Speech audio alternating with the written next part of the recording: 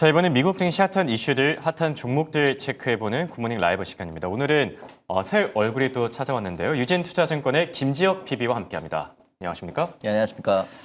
네, 저희 방송에 또 첫 출연이신데 시청자분들께 먼저 인사 한번 부탁드립니다. 예, 안녕하십니까. 저 유진투자증권의 법인전담팀의 해외 주식 분야로 재직하고 있는 김지혁 PB라고 합니다. 예. 네.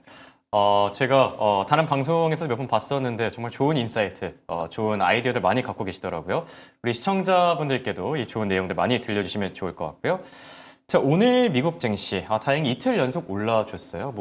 그린란드발 무역 긴장감도 많이 해소된 것 같고 경제 지표들도 좀 잘 나와주고 있는데 한 줄 평부터 먼저 남겨주실까요? 아무래도 한 줄평 같은 경우는 견조한 미국 경제 성장에다가 다만 이제 금리 인하는 조금 아쉬운 부분은 있지만 그럼에도 불구하고 이 불확실성이 약간 제거됐다라는 점들이 그래도 기술주 상승을 이끌어지 않았나라고 보고 있습니다. 네. 자, 그리고 방금 전에 인텔의 실적이 또 나왔습니다. 지금 EPS와 매출은 예상보다 잘 나와줬는데요. 시간 외 거래에서는 5% 급락 중이네요. 아마 가이던스 쪽에 문제가 있지 않을까 생각이 드는데 관련된 내용들은 저희가 속보로 좀 더 추가적으로 전달해 드리도록 하겠습니다. 자, 그럼 굿모닝 라이브 이슈픽 오늘의 주제들 바로 체크해 볼까요? 우선 미국의 골디락스 기대감이 갈수록 커지고 있다라고 하고요. 그린란드와 뉴스타트. 이 뉴스타트는 사실 좀 생소한 분들도 있을 것 같은데 관련된 내용들 오늘 저희가 좀 자세하게 짚어보도록 하고요. 그리고 인텔의 4분기 실적 리뷰까지 세 가지 토픽 올라와 있습니다. 간밤에 GDP 그리고 PC, 그러니까 성장률과 물가 지표가 발표됐는데 골디락스 기대감이 조금씩 커지고 있는 것 같아요. 뭔가 지표단만 놓고 봤을 때 문제가 될 만한 부분들은 없었던 것 같은데 PB님은 지표들 어떻게 보셨을까요? 개인적으로 미국의 성장이 분기 발표마다 굉장히 뛰어나다라고 네. 지금 평단을 하고 있고요. 사실 지금 미국의 3분기 GDP 확정치가 지금 4%가 넘게 나왔다라는 거는 사실 뭐 다른 나라에 비교해도 굉장히 높은 수치다라고 보시면 되겠습니다. 그렇죠. 다만 이 성장에 대한 어떤 이 섹터의 부분이 어떤 섹터가 더 중심이 됐냐라고 하면 당연히 정부와 인프라 주도의 성장이라고 보시면 될 것 같고요. 그래서 지금 뭐 다행히 이제 민간 소비 경제 자체는 흔들리지 않았기 때문에 그런 점들에서는 여전히 미국 경제는 견조하다라는 점들이 확인되고 있고요.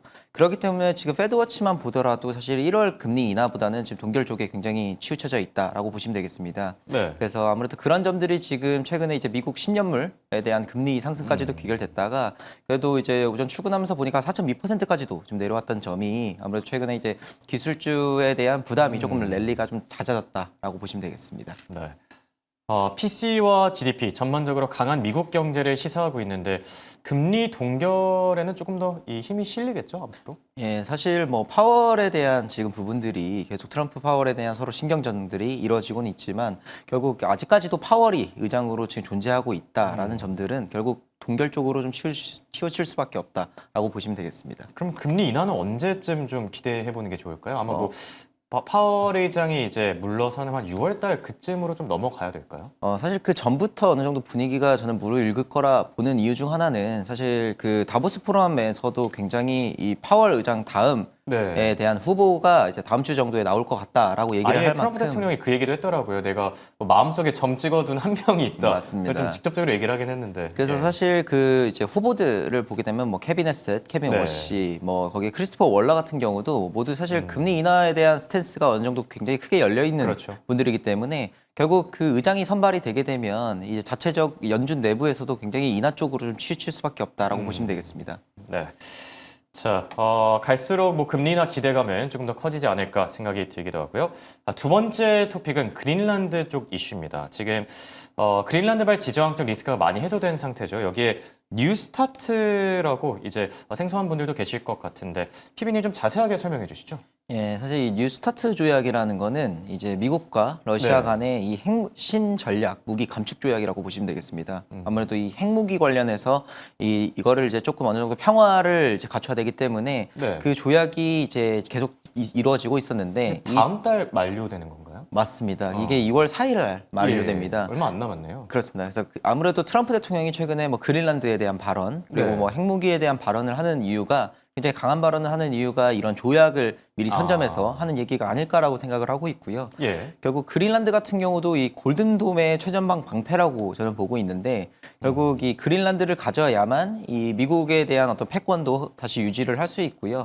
그렇기 때문에 이 뉴스타트 조약에 있어서 유리한 조건을 만들려고 하는 이 트럼프 대통령의 어떤 의지를 볼 수 있고 그러게 되면 당연히 골든돔 프로젝트가 더 부각이 될 수밖에 없다라고 생각을 하고 있습니다. 네. 그래서 사실 뭐 다보스 포럼에서도 이제 선언을 했다시피 지금 그린란드에 대한 어떤 이슈는 조금 잦아들긴 했지만 여전히 이 안보와 이 방산 쪽에 있는 부분들은 계속적으로 중요해질 수밖에 없다라고 생각하고 있습니다. 트럼프 대통령이 그런 얘기를 했죠. 그린란드 합의 틀에서 뭐 골든돔도 그렇고 광물권도 그렇고 이런 얘기들을 나눴다라고 하는데 덴마크 그린란드도 좀 긍정적인 입장을 밝혔어요. 뭐 골든돔과 관련해서는 협상이 가능하다. 그런데 이 주권과 관련해서는 이건 레드라인이다. 협상이 불가능하다라고 또 밝혔는데 지정학적 리스크 완전히 해소된 게 맞을까요? 당연히 이제 트럼프 대통령 같은 경우는 사실 얻을 건 얻고 취할 건 네. 취하는 이 성격이기 때문에 사실 지난해 관세만 보더라도 굉장히 무리한 조건을 먼저 내비추고 네. 본인이 얻어가는 것들은 굉장히 많다라고 보시면 되겠습니다. 그러니까 사실 이번에 대한 이 그린란드에 대한 어떤 이 매입에 대한 네. 부분들은 굉장히 부담이 되는 부분들은 있지만 결국 지금 얻어낸 거는 이 군사적에 대한 골든돔의 예, 장비를 그렇죠. 지금 그린란드에 이제 설치를 할 수 있다라는 점들은 결국 미국에 있어서도 사실 실질적 어떤 실효권 같은 경우는 미국으로 넘어가는 것이라고 보시면 될 거기 때문에 결국 트럼프가 많은 걸 얻어냈다라고 저는 판단하고 있습니다. 네. 결국 마지막에 웃고 있는 건 트럼프 대통령이 아닌가. 뭐 타코도 그렇고 여러 가지 소위 말하는 조롱 밈들이 나오고 있긴 하지만 결국 트럼프 대통령이 원하는 대로 이렇게 시장 판도가 좀 흘러가지 않나 생각이 들고요. 그리고 세 번째 토픽 저희가 이 얘기를 좀 빨리 나눠볼까 했었는데 인텔이 지금 4분기 실적을 발표했죠. EPS와 매출 예상보다 잘 나와줬는데 지금 문제가 되고 있는 게 1분기 전망이네요. 매출 전망이 예상치보다 조금 더 낮게 잡힌 점이 시장엔 좀 부담으로 작용하고 있지 않나. 여기에 또 EPS, 주당 순이익 예상치도 이제 시장 전망보다는 조금 더 낮게 나왔는데요. 인텔의 실적 어떻게 보고 계실까요? 사실 그래도 우려했던 것보다는 매출이나 뭐 EPS 모두 잘 나왔던 점들은 이제 고무적이라고 보시면 될 것 같습니다. 근데 다만 지금 시간에서 빠지고 있는 모습들은 결국 이 가이던스에 대한 어떤 어느 정도 기대감에 대한 좀 실망 매물이 아닐까라고 보고 있고요. 근데 그럼에도 사실 인텔을 계속적으로 좀 좋게 볼 수밖에 없는 이유 중 하나는 어떤 부분일까요? 결국에도 이 파운드리의 입장에서 결국 지금 인텔에 있는 CPU가 굉장히 필요한 존재이기도 하고요. 네. 최근에 보면 애플 같은 경우도 지금 구글과 같이 이제 AI에 대한 부분들을 지금 계속적으로 업데이트를 하고 있는데 성장을 하고 있는데 그런 점에 있어서도 인텔과 굉장히 지금 빅테크 간의 연합이 굉장히 공고한 점들은 있습니다. 특히 뭐 엔비디아에 대한 이 반도체를 지금 인텔과 같이 지금 만들고 있고요.